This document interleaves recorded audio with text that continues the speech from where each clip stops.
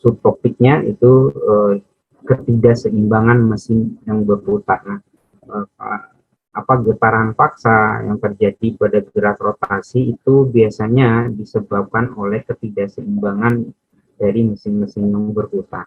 Kok bisa tidak terjadi keseimbangan? Yaitu karena biasanya adalah toleransi dari proses fabrikasi yang kurang baik, gitu ya, membuat elemen mesin itu memiliki massa yang tidak seragam, yang tidak merata. Lalu ketika dia berputar maka terjadi konsentrasi massa, maka itu yang menimbulkan menimbulkan eksitasi dari sistem itu yang membuat dia bergoyang atau bergetar. Nah, di sini dijelaskan bahwa ketidakseimbangan mesin berputar merupakan salah satu penyebab terjadinya getaran pada mesin, ya. Tanpa gaya dari luar pun, karena ketidakseimbangan elemen mesin membuat terjadinya getaran. Nah, perhatikan sistem pada gambar yang memiliki massa M, ya, jadi keseluruhan massa ini maksudnya keseluruhan massa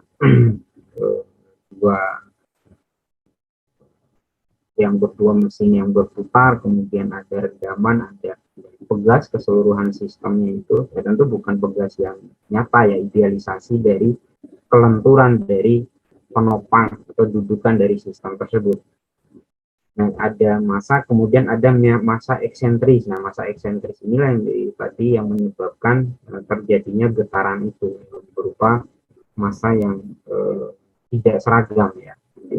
Jadi kesalahan pada fabrikasi kemudian membuat elemen itu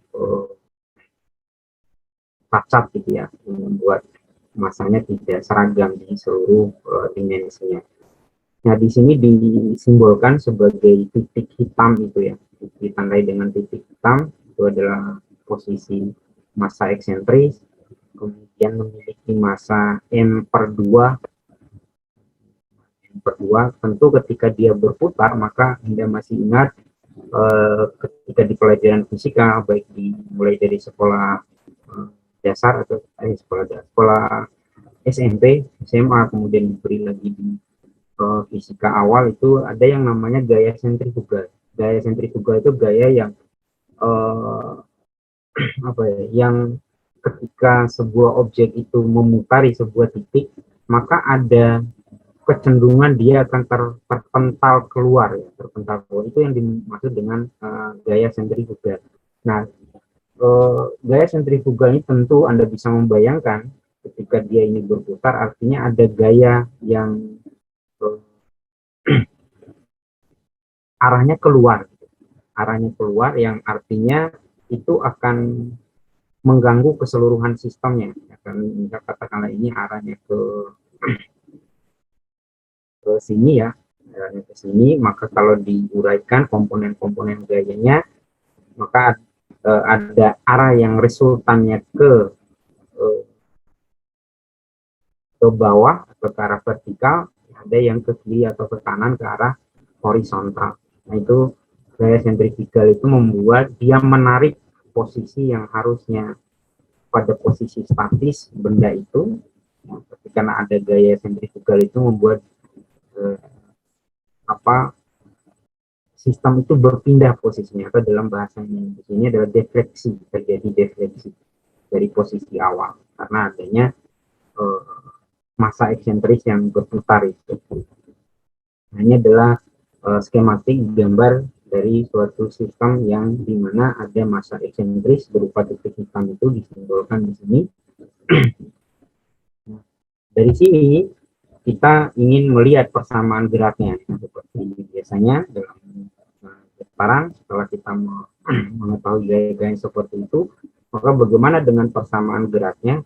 Nah, perbedaannya dengan persamaan getaran bebas. Nah, kalau getaran bebas, mx dot plus cx dot 1 ditambah kx itu sama dengan 0, ya. Artinya adalah bahwa tidak ada gaya lain di luar yang bekerja pada sistem itu. Nah, tapi ketika adanya pada getaran paksa, artinya getaran itu terjadi diakibatkan oleh ada gaya dari luar, itu yang disebut dengan getaran paksa.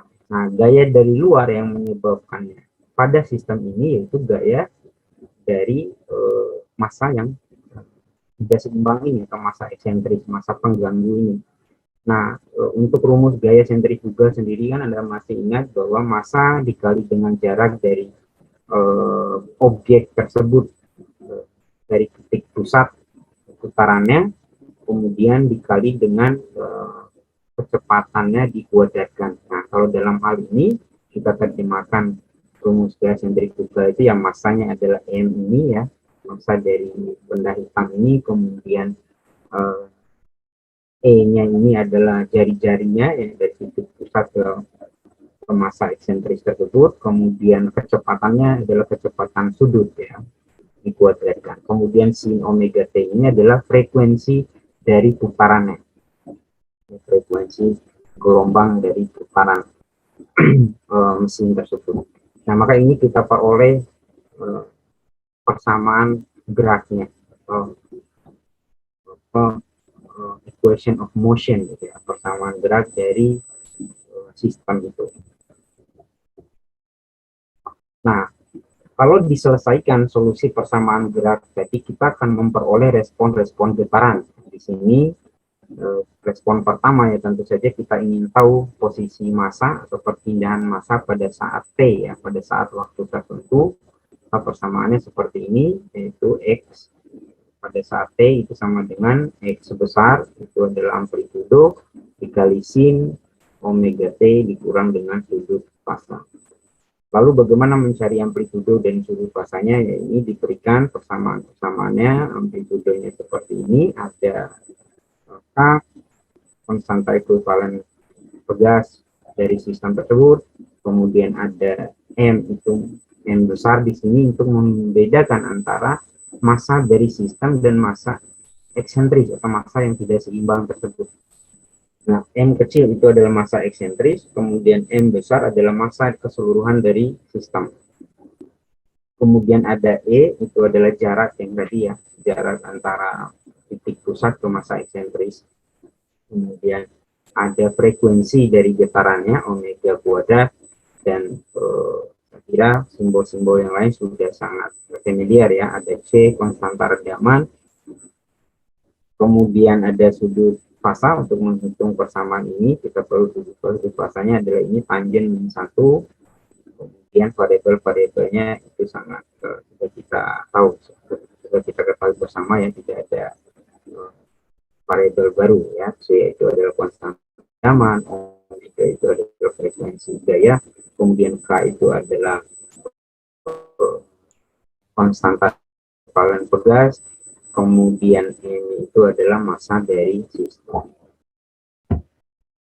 Kemudian bentuk lain ya, bentuk lain dari sudut fasa tadi selain bisa dicari dengan persamaan tadi, bisa dicari dengan persamaan ini ya, tangen min 1, di dalamnya ada redaman, rasio redaman yang seperti kecambah itu simbolnya, kemudian dikali R di sini adalah R itu adalah rasio frekuensi ya, R itu sama dengan rasio frekuensi. Frekuensi apa ya, karena ada dua nih, ada getaran itu sendiri karena getaran paksa kan, dan ada getaran ada frekuensi getaran itu sendiri, ada frekuensi gaya ya, maka ini adalah rasio frekuensi gaya dengan rasio frekuensi getaran ya. Itu adalah nilai R-nya.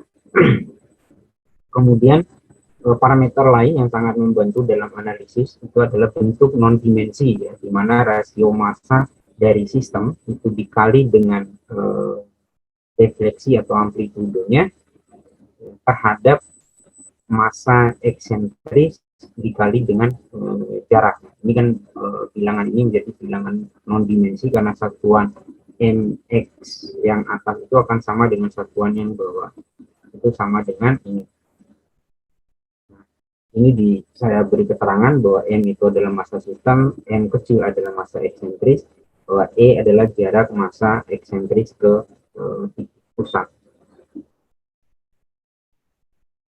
Nah, kemudian ketentuan-ketentuan tambahan dalam analisis getaran paksa sistem berputar itu adalah bahwa kurva dimulai dari amplitude 0, maksudnya kurva dimulai dari amplitude 0 itu kalau dari getaran bebas itu kan kita biasa defleksi awal gitu ya. Nah di sini defleksi awalnya tidak ada karena defleksi yang terjadi bukan karena massa. Nah, sistem bisa katakan ada motor listrik, kemudian ditopang oleh dudukan tertentu. Nah selama ketika motor atau pompa tersebut disimpan atau didudukan dalam penopang itu tidak terjadi defleksi ya maksudnya, maka dimulai dari amplitudenya itu memang nol. Dimulai terjadi defleksi karena mesinnya beroperasi kemudian berputar, maka memicu terjadinya tadi gerakan yang tidak seimbang lalu membuat adanya gaya sentrifugal. Lalu barulah dimulai amplitudenya. Kemudian selanjutnya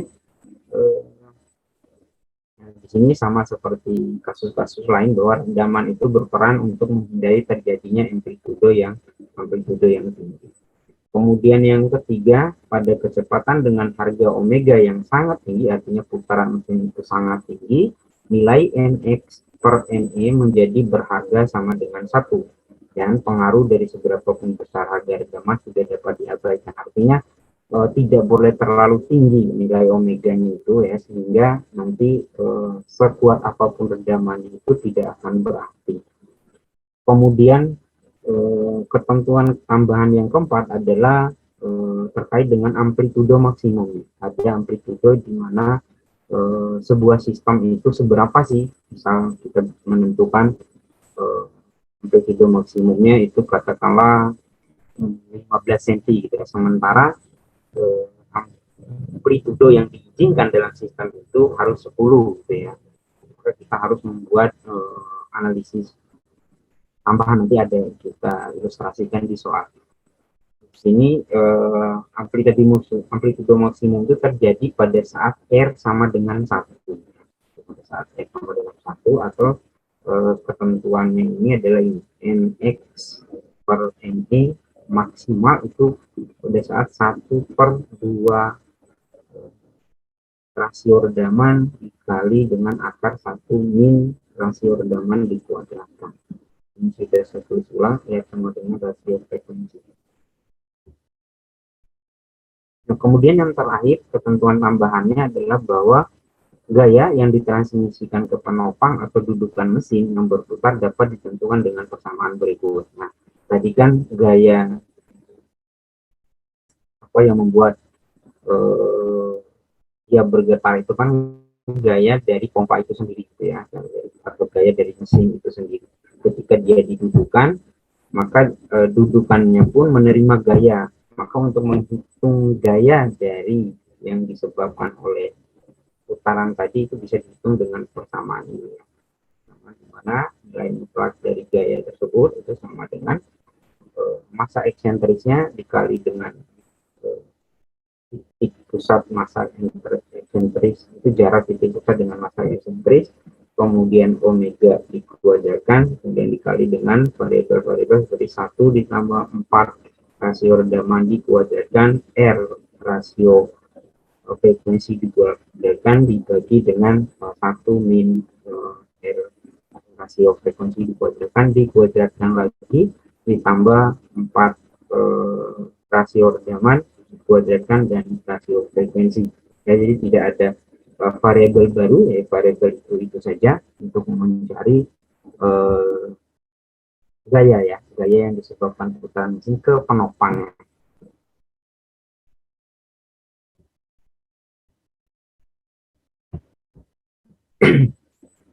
Baik, sebagai contoh di sini diilustrasikan ke sebuah soal ya, bahwa ada motor listrik memiliki massa 71 kg ditopang suatu dudukan yang diamati bahwa dia bergetar dengan defleksi 0,15 meter pada kondisi resonansi. Nah, diketahui massa eksentrisnya sebesar 7% dari massa motor. artinya massa yang tidak seimbang itu adalah 7% dari massa totalnya. Rasio redaman dudukan adalah 0,025. Di sini tentukan A, lokasi massa eksentrisnya, kemudian B itu defleksi maksimum dari massa tersebut, atau defleksi maksimum dari, dalam hal ini adalah motor listriknya, goyangannya sejauh mana dari titik pusatnya. Kemudian nomor C itu massa yang ditambah jika defleksi. Nah, di sini ditambah analisisnya bahwa kalau tadi diamati bahwa 0,15 meter itu adalah amplitudo ya, atau defleksi dari motor listriknya, di sini diberikan ketentuan bahwa defleksi yang diizinkan untuk sistem itu agar dia berada dalam toleransi yang diizinkan ya, yang mungkin tidak rusak dan sebagainya, itu adalah dia hanya diperbolehkan bergetar dengan amplitudo terjauh 0,05. Nah, lalu pertanyaan bagaimana caranya, yaitu dengan menambahkan massa ya. Jadi Anda bisa membayangkan ya, ketika ada sesuatu yang bergetar kemudian Anda duduki, maka itu kan akan mengurangi getaran itu gitu ya. Nah, ini analoginya seperti itu gitu.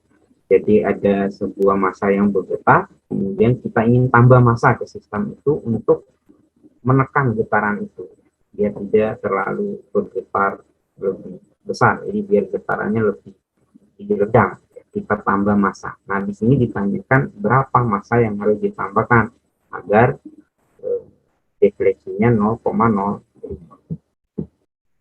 Saya akan masuk ke slide ya.